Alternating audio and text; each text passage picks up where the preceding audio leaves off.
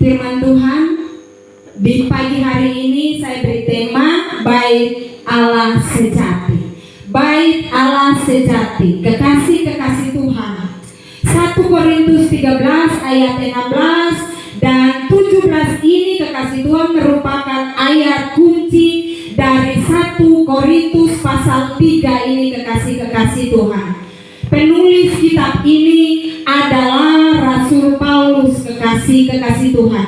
Dan di sini Rasul Paulus mengajarkan kepada jemaat di Korintus kekasih bahwa bait Allah sejati adalah mereka sendiri. Bait Allah yang sejati adalah jemaat-jemaat yang ada di Korintus kekasih Tuhan. Ayat yang ke-17 kekasih-kekasih Tuhan, Paulus menegaskan di situ bahwa barang siapa membinasakan bait Allah dengan cara tidak menjaganya dengan benar kekasih Tuhan, maka konsekuensinya adalah hukuman dan kebinasaan kekal kekasih-kekasih Tuhan, ya. Dan bagi yang tidak menjaga bait Allah dengan benar kekasih-kekasih Tuhan, maka dikatakan bahwa akan dibinasakan juga kekasih-kekasih Tuhan. Hidup kita ini kekasih-kekasih Tuhan itu Rasul Paulus menyampaikan kepada jemaat di Korintus. Nah, pada pagi hari ini firman ini juga disampaikan kepada kita bahwa bait suci Allah yang sejati adalah kita kekasih Tuhan. Sejak bait Allah secara jasmani, secara gedung ketika hancur di Yerusalem, maka bait Allah itu Tuhan pindahkan kepada kita kekasih-kekasih Tuhan. Jadi gereja itu adalah gedungnya, adalah gedung, tetapi gereja yang sejati adalah kita, tubuh kita. Untuk itu Rasul Paulus menasihatkan pada jemaat di Korintus agar mereka menjaga bait Allah dengan sebaik-baiknya. Maka firman Tuhan di pagi hari ini juga datang kepada kita supaya mari kita jaga tubuh kita ini yang adalah bait suci Allah ini, kita jaga dengan sebaik-baiknya. Tubuh kita ini bukan milik kita sendiri kekasih Tuhan, tapi milik Tuhan. Tubuh kita ini adalah bait Tuhan, dikatakan bait Allah, rumah Roh Kudus. Tubuh kita ini adalah istana raja di atas segala raja. Bayangkan kekasih Tuhan, kita bangga karena tubuh kita ini Tuhan jadikan sebagai istananya kekasih-kekasih Tuhan, ya. Kita bangga bahwa tubuh kita ini menjadi bait Tuhan, rumahnya Tuhan, rumah Roh Kudus. Untuk itu kita jaga baik-baik istana raja di atas segala raja, King of King, kekasih-kekasih Tuhan.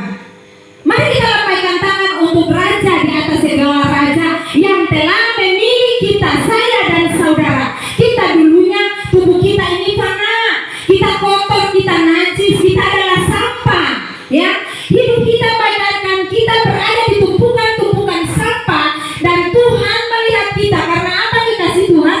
Mata Tuhan menjelajah bumi dan melihat kira-kira siapa yang bisa saya taruh kasihku, perhatianku, firmanku di dalam hatinya.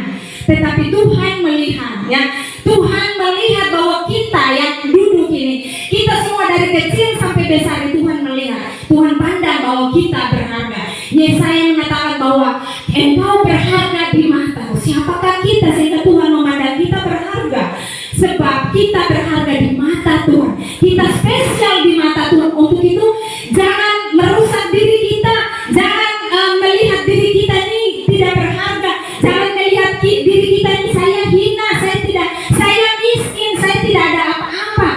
Tetapi pandangan Tuhan itu kita sangat berharga sekali kekasih-kekasih Tuhan. Katakan saya berharga di mata Tuhan. Katakan saya berharga di mata Tuhan. Haleluya.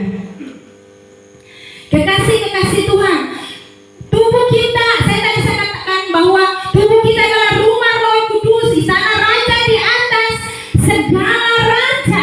Pertanyaannya, bersediakah kita, bertanggung jawabkah kita menjaga rumah Roh Kudus ini? Bersediakah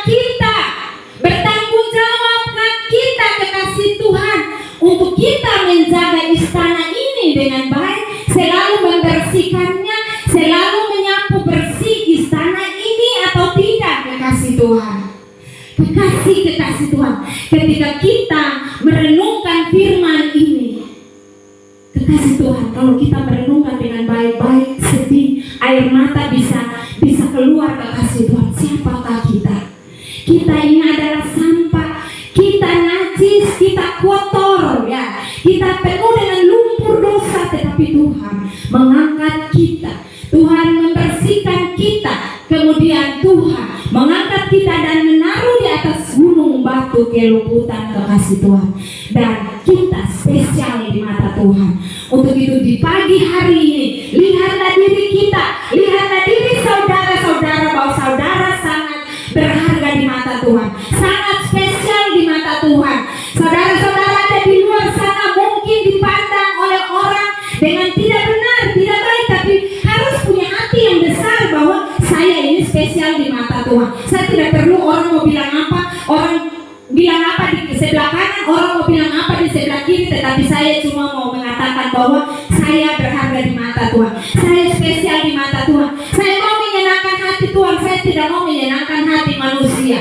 Melakukan kebenaran firman itu untuk menyenangkan raja di atas segala raja. Bukan saya melakukan itu untuk dilihat pendeta, untuk dilihat orang bahwa saya adalah orang benar, saya adalah orang Kristen, saya adalah majelis, saya adalah pendeta. Tetapi saya melakukan firman Tuhan untuk menyenangkan hati Bapa, hati raja di atas segala raja, kekasih Tuhan.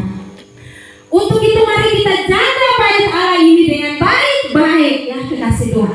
Tuhan pandang kita berharga, tetapi kita dengan seenaknya saja, dengan semau-maunya kita memperlakukan tubuh kita ini dengan sesuka-sukanya kita. Kita memasukkan sampah-sampah di dalam tubuh kita, sampah emosi, sampah amarah, sampah rokok, sampah alkohol, semuanya itu, sampah ucapan-ucapan yang tidak memuliakan nama Tuhan. Kita masukkan dengan sesuka-suka hatinya kita di dalam bait Allah yang kudus ini, di dalam istana raja di atas segala raja ini. Mari coba kita merenungkan, tubuh saya ini adalah bait Allah, tubuh saya ini adalah istana bagi Tuhan. Coba bayangkan, kekasih Tuhan, kalau merenungkan betul bahwa tubuh saya adalah istananya Tuhan, maka pasti kita ada roh takut akan Tuhan ketika kita mau melakukan hal yang tidak benar. Kekasih Tuhan, kita tidak sempurna. Siapa yang sempurna? Kita masih menginjakkan kaki di bumi ini, kekasih Tuhan. Kita tidak sempurna. Kita rentan sekali dengan dosa. Tetapi kekasih Tuhan, sedikit saja kemauan kita, Tuhan saya mau berubah, Tuhan saya mau maju, saya mau berubah Tuhan, sedikit saja, pasti Tuhan akan menambah-nambahkan, Tuhan akan tambah-tambahkan. Ya, mungkin kemarin kita ada di rumah saja, tidur saja, dan Tuhan saya mau masuk ibadah, saya mau dengar firman Tuhan, Tuhan akan bawa kemari, kekasih Tuhan. Dan minggu depan Tuhan akan bawa lagi, minggu depan Tuhan akan bawa lagi, karena Tuhan melihat sedikit kemauan yang ada di dalam hati kita itu. Maka Tuhan akan menambah-nambah, Tuhan akan menambah-nambah, kekasih Tuhan. Yakini itu, bahwa sedikit saja kerinduan, Tuhan akan menambah kerinduan kita menjadi sehasta, menjadi panjang lebar, ya. Karena kasih Tuhan, kuasa Tuhan itu panjang tinggi, yang seluas-luasnya kebaikan Tuhan kepada kita, kekasih Tuhan, ya. Kita memasukkan sampah-sampah tipu daya di dalam tubuh kita, di dalam rumah Roh Kudus itu. Kebohongan, tipu daya kita masukkan dengan seenaknya saja, kekasih Tuhan, karena kita merasa bahwa ini tubuh saya, ini milik saya, tanpa kita melihat bahwa ini adalah punyanya Tuhan, punyanya Tuhan yang kudus, kekasih Tuhan. Yesus adalah kepala gereja, dia kudus, dia sangat suci dan kudus. Kita adalah tubuh Kristus, ya kekasih Tuhan. Bagaimana kepala itu dia mau meletakkan kepalanya di tubuh kita yang najis ini, yang kotor dengan sampah ini. Maka ada firman Tuhan mengatakan bahwa serigala punya liang, burung punya sarang, tetapi manusia, anak manusia tidak punya tempat untuk meletakkan kepalanya. Ini pengertiannya bahwa Tuhan selalu melayani dan melayani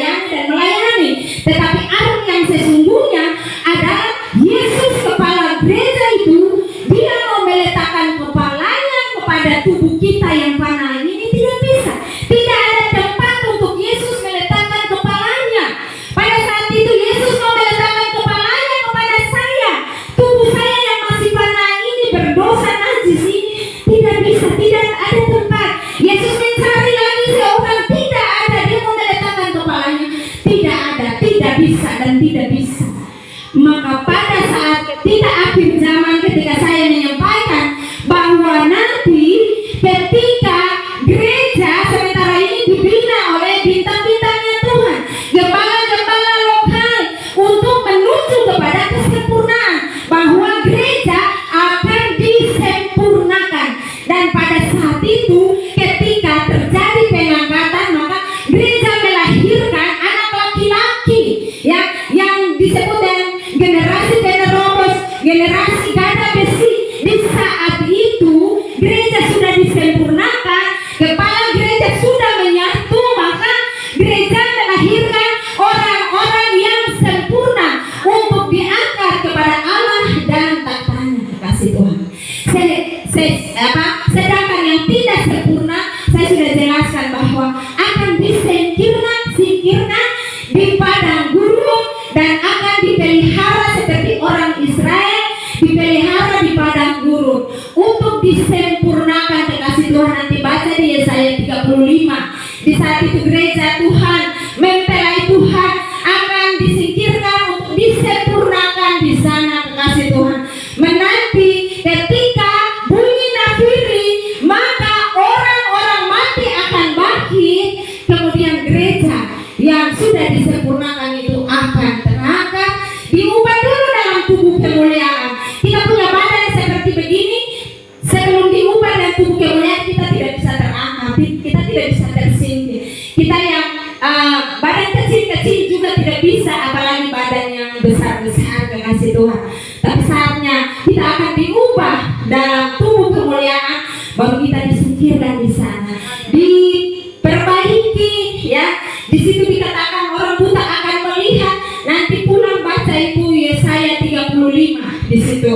Itu buatan Nabi Yesaya. Kekasih Tuhan, ketika bunyi nafiri, orang-orang mati bangkit. Kemudian kita sebagai mempelai itu, kekasih Tuhan, kita akan diubah dalam tubuh kemuliaan. Kita terangkat menyongsong Tuhan di awan-awan. Kekasih Tuhan, saat sekarang kita melihat dan mendengarkan ini seperti mustahil, kekasih Tuhan, tetapi ini adalah firman Tuhan, dan ini pasti firman Tuhan pasti akan digenapi. Kekasih Tuhan, untuk itu jangan berkecil hati. Sekarang ayo berjuang.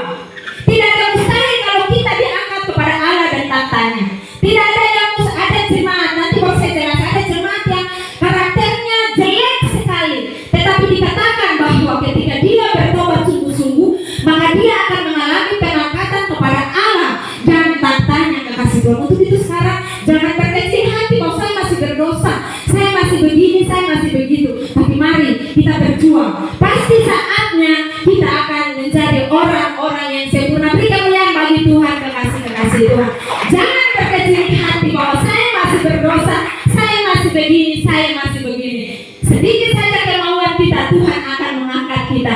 Sedikit saja kerinduan kita, Tuhan akan membawa kita pelan-pelan sampai kita menjadi sempurna. Kekasih, karena Tuhan itu panjang sabar, penuh kasih dan sayang, berlimpah kasih dan setia. Kekasih Tuhan, untuk itu hari ini berbesar hati bahwa Tuhan akan membawa saya sampai kepada kesempurnaan itu. Kekasih, karena itu adalah firman Tuhan.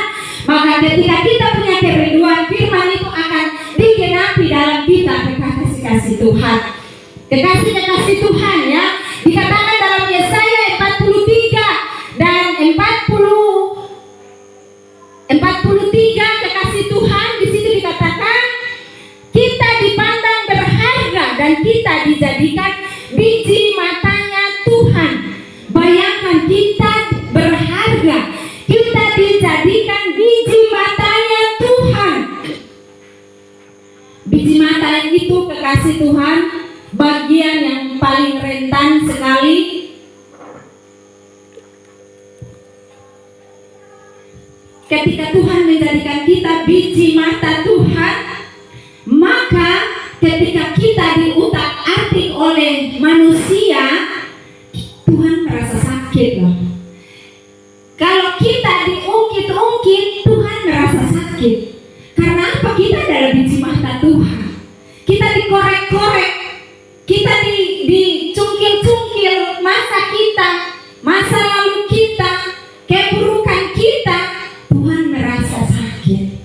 Untuk itu, kalau orang mengorek-ngorek keburukan kita, jangan marah, tapi berubah supaya Tuhan melihat dan benar-benar kita berharga di mata Tuhan. Benar kita adalah biji matanya Tuhan. Jaga biji mata Tuhan dengan baik-baik. Jaga biji mata Tuhan dengan baik-baik. Diri pendeta Luki bukan dirinya sendiri, tapi dia adalah biji matanya Tuhan. Maka jagalah baik-baik. Saya jaga biji matanya Tuhan. Saya jaga baik-baik. Pemuda remaja jaga biji matanya Tuhan dengan baik-baik. Di luar sana jadilah yang terbaik, mengharumkan nama Tuhan. Kekasih-kekasih Tuhan, beri kemuliaan bagi Tuhan ya, kekasih-kekasih Tuhan. Jangan kotori baiknya Tuhan, kekasih Tuhan ya. Kita tadi baca bahwa di zamannya Tuhan Yesus, kekasih Tuhan, bait suci Allah itu dipakai dengan sewenang-wenang, kekasih Tuhan. Dipakai untuk berjual, kekasih Tuhan ya. Ada orang berjualan lembu, ada orang berjualan kambing domba, merpati. Orang berjualan di sana, padahal kambing domba itu bisa dijual, lembu itu bisa dijual untuk membangun bait Allah. Tetapi dipakai dengan penukar uang, dipakai untuk kepentingan diri di dalam rumah Tuhan. Kalau kita di zaman sekarang mungkin kita punya sesuatu ya, mungkin kita tidak punya lembu, kambing, domba, merpati, tapi mungkin kita punya sesuatu yang bisa dijadikan untuk kita bantu ini untuk membangun bait Allah, tetapi kita pakai dengan sendiri-sendirinya, kita pakai untuk kepentingan diri, kita pakai untuk beli lipstick, kita pakai untuk beli skincare, mungkin begitu ya, contoh kecil saja, kekasih Tuhan ya. Kalau apa yang kita punya, mari kita kasih. Sedikit kita punya, kita bagi dengan Tuhan kah? Sedikit kita punya, kita bagi dengan Ibu Gembala kah? Jangan kita makan sendiri-sendiri. Saya melihat Mama In bawa ikan untuk Ibu Gembala dan saya juga menikmati itu, kekasih Tuhan. Mungkin ada yang punya sayur, bagi kah? Atau jual lalu bagi, kasih untuk pembangunan bait Allah kah? Itu kekasih-kekasih Tuhan, itu maksudnya begitu. Nah, orang berjualan di dalam rumah Tuhan, maka Tuhan marah. Maka ketika kita pakai kita punya diri ini untuk kepentingan pribadi kita, maka Tuhan pasti marah juga. Mungkin di luar sana kita tidak lihat, ke luar sana di kota-kota besar mungkin orang-orang anak-anak Tuhan juga mungkin mereka memperdagangkan tubuh mereka untuk diri mereka sendiri. Laki-laki begitu juga, dia memperjualkan dirinya. Perempuan dia memperjualkan dirinya, kekasih Tuhan. Ya itu mungkin terlalu jauh di sana. Tetapi mari kita lihat hal yang sederhana saja di dalam hidup kita. Kita jaga kita punya wajah ini, bukan berarti ibu-ibu melihat dirinya, merawat wajahnya supaya cantik itu untuk menarik orang-orang lain, lelaki lain, tetapi tubuh ini penuh kemuliaan, perlu juga dirawat. Jadi bapak-bapak, kalau ibu-ibu merawat diri, jangan kikir-kikir, tetapi kasih uang untuk beli bedak, untuk beli lipstick supaya bibir jangan pucat, kekasih Tuhan ya. Itu contoh kecil-kecil. Pakai hidup kita, diri kita untuk memuliakan Tuhan. Hamba Tuhan bukan tidak boleh bukan tidak boleh, anak-anak Tuhan bukan tidak boleh berhias, tidak boleh berpakaian, tapi anak-anak Tuhan harus menunjukkan bahwa kita anak raja. Penampilan kita harus sebagai anak-anak raja, bukan berarti harus yang megah-megah, bukan berarti harus yang mewah-mewah, tetapi jangan sampai kita pergi pada pakai yang robek-robek, sedangkan ada yang baru-baru ada di dalam tas, koper. Tunggu nanti tahun baru dulu, Natal dulu. Tapi pakailah untuk kemuliaan Tuhan, pakai untuk memuliakan Tuhan, untuk hormat dan kemuliaan nama Tuhan. Beri kemuliaan bagi Tuhan.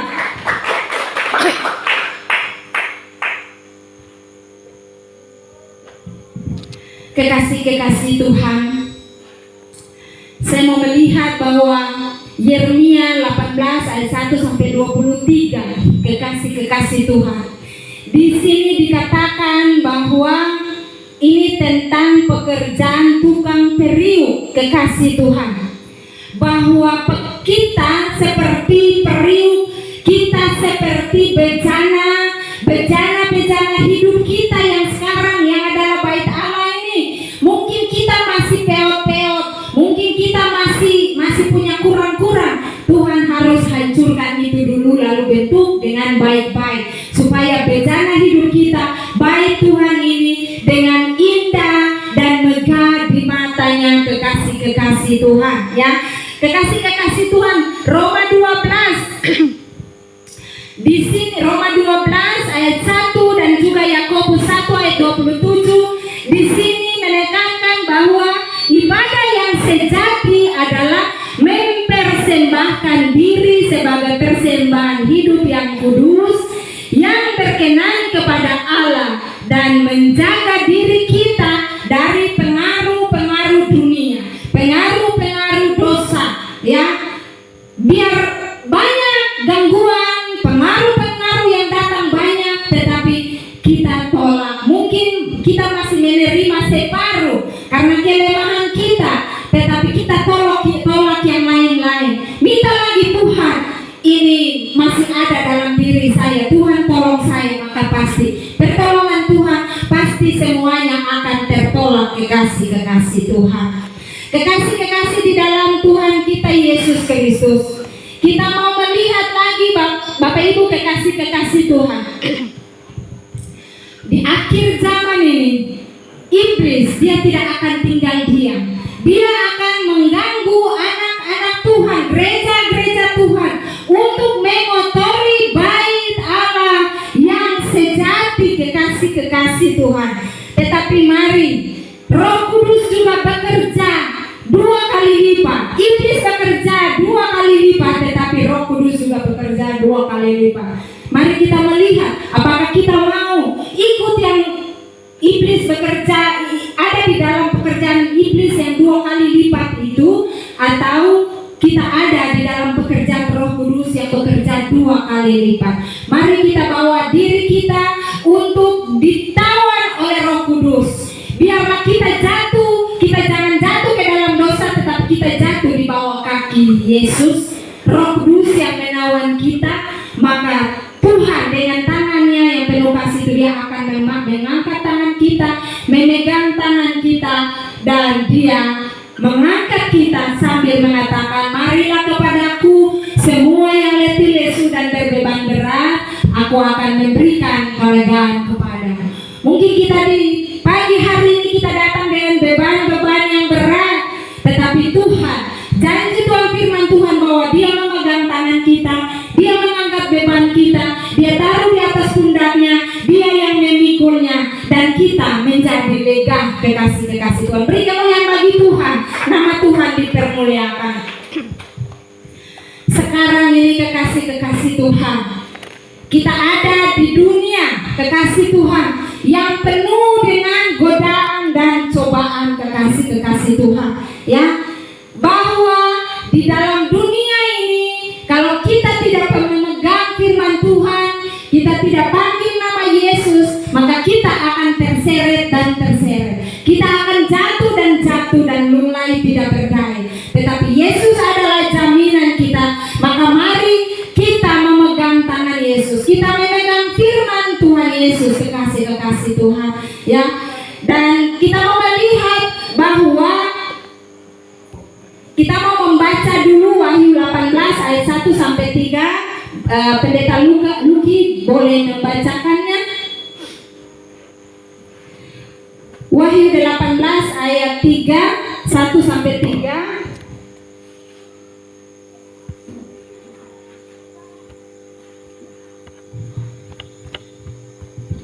Wahyu pasal 18 ayat 1 sampai ayat ketiga yang berbunyi demikian.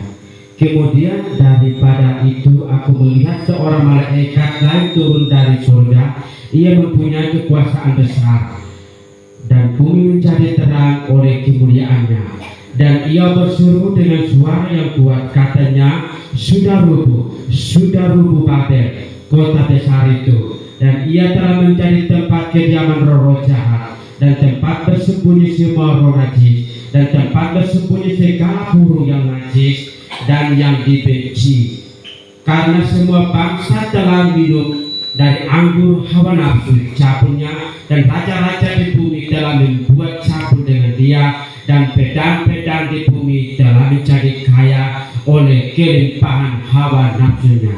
Demikianlah firman Tuhan. Kekasih-kekasih Tuhan, sekarang kita sementara menghadapi Babel besar, kekasih Tuhan. Di akhir zaman, bahkan kita yang di dalam menghadapi dunia ini sedang terjadi bahwa iblis yang dulu memperdaya Hawa, dulu dia sebagai ular kecil yang memperdaya Hawa, tetapi sekarang dia sudah besar di dalam, dia sudah tua di dalam kejahatannya, maka dia di dalam kitab Wahyu dikatakan ular tua, nasi naga tua, usi ular tua. Karena apa? Dulu dia memperdaya Hawa sendiri, tetapi sekarang ini dia sudah memperdaya dunia dan sementara sempurna di dalam kejahatannya, dan kita sementara menghadapi itu, kekasih Tuhan.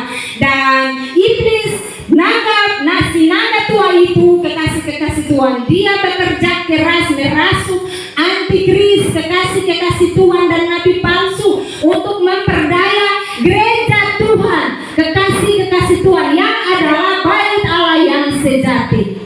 Pada zaman Yesus Kristus, penyalahgunaan bait suci, yaitu orang-orang berjualan di dalam rumah Tuhan. Dengan demikian maka muncullah pengejek Tuhan Yesus, muncullah penentang Tuhan Yesus, kekasih Tuhan. Dan di akhir zaman, penyalahgunaan bait suci Allah ini, kekasih Tuhan, akan bermarkas di satu kota besar secara rohani dan disebut dengan Babel besar, ibu dari semua pelacur di bumi yang akan hancur dalam satu hari. Pelacur besar, kekasih Tuhan, mempelai Kristus, mempelai Tuhan itu hanya satu saja cintanya, yaitu memberikan cintanya kepada satu sang kekasih, yaitu Tuhan Yesus sebagai gembala agung, Tuhan Yesus sebagai imam besar agung dan sebagai mempelai surga. Tetapi pelacur besar itu dia mempunyai banyak kekasih, dia mempunyai banyak kekasih, para kekasih, dia punya penyembahan di sana, penyembahan di sini, itulah yang dinamakan pelacur terbesar, kekasih Tuhan. Dan pelacur itu dia tidak mempunyai anak rohani. Sebab apa? Dia hanya memuaskan hidupnya, dirinya dengan dirinya, kekasih Tuhan, memuaskan hawa nafsunya dengan dirinya sendiri. Tetapi mempelai Kristus, gereja Tuhan, mempunyai anak-anak rohani. Maka ibu gembala punya anak rohani ada di sini. Para jemaat, majelis itu, ibu gembala punya anak-anak rohani. Kemudian punya anak rohani lagi, anak-anak sekolah, anak pemuda remaja.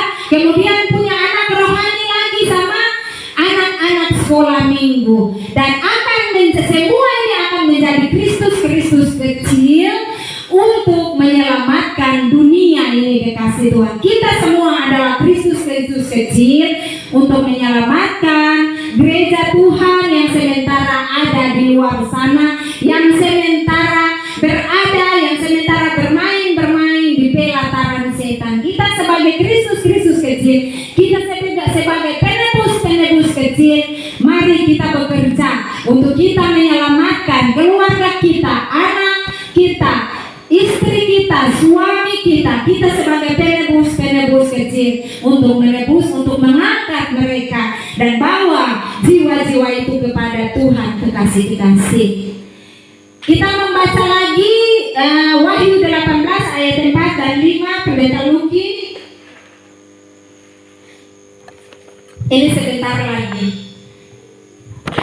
Wahyu 18 ayat 4 dan 5. Lalu aku mendengar suara lain dari surga berkata, Pergilah kamu, hai umatku, pergilah daripadanya, supaya kamu jangan mengambil bagian dari dosa-dosanya, dan supaya kamu jangan turut timpa malapetaka-malapetakanya. Sebab dosa-dosanya telah tertimbun-timbun sampai ke langit, dan Allah telah mengingat segala kejahatannya. Ya, kejahatan pelacur besar kekasih-kekasih Tuhan. Tuhan menyuruh bahwa pergilah dan supaya jangan mengambil bagian dari dosa-dosa mereka. Ketika kita melihat ada orang yang mau membawa kita kepada hal yang tidak baik, pergi dari dia. Teman-teman yang mau membawa kita kepada hal yang tidak baik, pergi dari dia, kekasih-kekasih Tuhan. Pergi dari orang-orang yang mau menyesatkan kita, kekasih Tuhan. Kita disuruh pergi. Kita pergi dari orang-orang atau tempat-tempat yang menyesatkan. Jangan kita tahu bahwa tempat itu adalah tempat-tempat tersesat, tetapi kita bawa diri kita ke dalam pencobaan sehingga kita juga disesatkan, kekasih-kekasih Tuhan. Bahwa penyalahgunaan bait Allah, kekasih Tuhan, bait suci Allah, penyalahgunaan bait suci Allah akan, kekasih Tuhan, di akhir zaman akan mengendalikan perdagangan dunia, kekasih-kekasih Tuhan. Dan di sana akan duduk antikris, kekasih Tuhan, yang menguasai bait Allah, kekasih Tuhan, dan akan meluncurkan mata uang tunggang. Kita sementara menuju ke sana, kekasih-kekasih Tuhan, ya. Satu alat tukar dipakai dan akan dimaklumatkan secara internasional, kekasih-kekasih Tuhan, ya. Matius 24, 15 dan 16. Matius 24 ayat 15 dan 16. Kita cepat-cepat saja, kekasih Tuhan, jangan kita bosan-bosan mendengarkan firman Tuhan.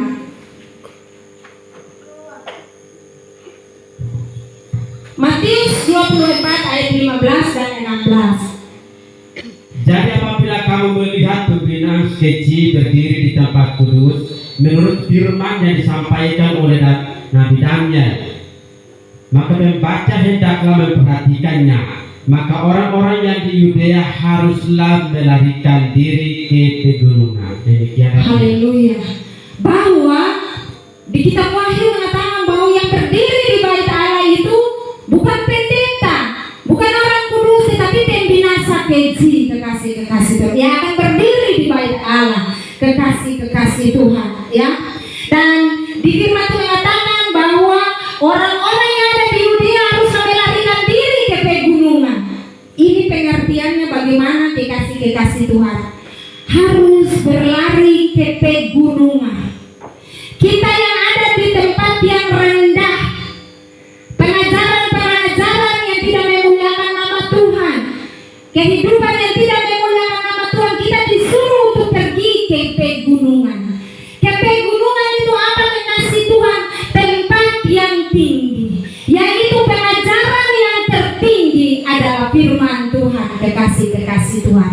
Pengajaran yang paling tertinggi adalah firman Tuhan, dan firman itu adalah Yesus Kristus. Tempat untuk kita berlindung adalah Yesus Kristus yang adalah batu karang yang teguh. Berlarilah di tempat yang tinggi, kekasih Tuhan. Berlari di tempat pegunungan. Di sana ada Yesus Kristus yang adalah gunung batu kerumputan, kekasih Tuhan. Beri kemuliaan bagi Tuhan, kekasih-kekasih Tuhan, ya. Dan kemudian Mazmur 144. Mazmur 144 ayat 1-2. Sebentar lagi. Mazmur 144 ayat 1-2. Terpujilah Tuhan gunung batuku yang mengajar tanganku untuk bertempur, dari jari-jariku untuk berperang, yang mencari tempat perlindunganku dan gubuk pertahananku, kota bentengku dan penyelamatku, perisaiku dan tempat aku berlindung, yang menunjukkan bangsa-bangsa di bawah kuasaku. Amin. Tempat yang paling aman adalah berlindung di dalam Tuhan Yesus, berlindung di dalam kepak sayapnya. Dia seperti dia punya tangan di bawah ketiaknya. Seperti induk ayam yang ketika ada burung elang, dia mengumpulkan anak-anak di dalam sayapnya. Demikianlah Tuhan kita. Untuk itu jangan berlari ke tempat ketika ada hal-hal yang menakutkan, jangan berlari ke tempat lain. Berlindunglah dalam sabda Allah. Kekasih Tuhan ya. Untuk itu di zaman ini banyak ya kabar-kabar yang menggemparkan, yang membuat iman kita goncang. Tetapi mari kita saling support. Kita, saudara dan saudara, kita ada di dalam kasih Tuhan. Kita tegur lain dengan kasih. Kalau yang lain salah, datang sampaikan kepada dia. Tegurlah dengan kasih. Peluklah dia ketika dia jatuh. Angkat dia. Jangan semakin menolak dia, semakin memojokkan dia. Tetapi ketika ada yang salah, pemuda remaja ketika ada sesuatu, mari angkat adik-adik. Saya senang sekali Nona Bapak Gayus punya anak Nona Sandy. Dia selalu mengangkat adik Is, ada bersama-sama dengan adik Is. Ketika ada di sini, dia belum kenal orang, tetapi dia merasa tenang, aman ketika ada kakak Sandy. Ketika ada orang yang marah-marah dia, saya lapor ke kakak Sandy dan pasti kakak Sandy berbuat sesuatu untuk membela adiknya. Mari kita beri kemuliaan bagi Tuhan, kekasih Tuhan. Kita saling support, jangan kita saling bertinju, tetapi kita saling support, kita saling memeluk, kita saling merangkul kekasih-kasih Tuhan, saling menguatkan kekasih Tuhan untuk kita bersama-sama berjuang menjadi bait Allah yang sejati, dan supaya roh Allah tinggal terus di dalam kita untuk kita menjadi berkat di tengah-tengah dunia yang penuh dengan kegelapan ini, kekasih Tuhan. Dan kita menjadikan Tuhan Yesus sebagai superhero kita. Nanti ketika saya mendapatkan kesempatan, saya akan menyampaikan firman Tuhan yang judulnya superhero. Dan pada hari ini kita menjadikan Yesus sebagai superhero kita ya, sebagai bos kita, pembela kita, kekasih Tuhan. Dan Tuhan Yesus memerintah di dalam hidup kita dalam baitnya yang kudus ini, sehingga kita menjadi pemenang, bahkan kita lebih dari pemenang, kekasih Tuhan. Tetaplah jaga tubuh Tuhan, jaga bait Allahnya, jaga istana ini, jaga biji mata Tuhan ini. Ya, karena ini adalah, katakan, saya adalah biji mata Tuhan. Katakan, saya adalah biji mata Tuhan.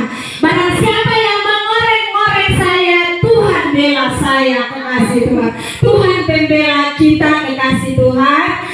Mari kita semua berdiri untuk kita menyanyikan sebuah lagu yang mengatakan zaman sekarang berjagalah. Karena zaman sekarang ini sementara menggemparkan dunia. Kabar di sana, kabar di sini menggemparkan dunia. Di sana sini terjadi pembunuhan manusia, ketika ditusuk, ketika dibunuh itu seperti hewan saja. Karena kehidupan manusia hidup di dunia ini sudah hampir penuh dengan kejahatan. Dan ketika jumlah yang penuh yang Tuhan sediakan tentukan untuk bangsa-bangsa lain, bangsa-bangsa yang non-Israel, ketika jumlah itu sudah penuh, maka kejahatan juga akan memenuhi bumi ini. Dan tidak ada lagi kesempatan untuk kita yang adalah Israel cangkokan. Sebab pada saat itu ketika jumlah untuk bangsa-bangsa lain non-Yahudi, ketika jumlah yang sudah ditentukan sudah penuh, maka Tuhan akan mengalihkan perhatiannya kepada saudara-saudara kandungnya, orang-orang Israel, kekasih Tuhan. Sekarang orang Israel, mereka masih tegar tengkuk karena Tuhan, supaya Tuhan menyelamatkan kita.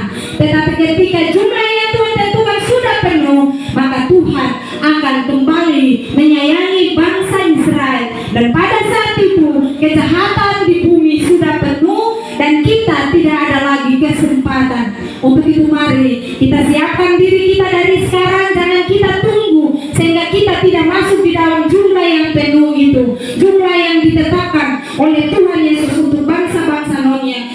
Yahudi non Israel itu, kekasih-kekasih Tuhan. Zaman sekarang berjagalah, sayang mengembalikan mimbar ini kepada Bapak Gayus, puji Tuhan.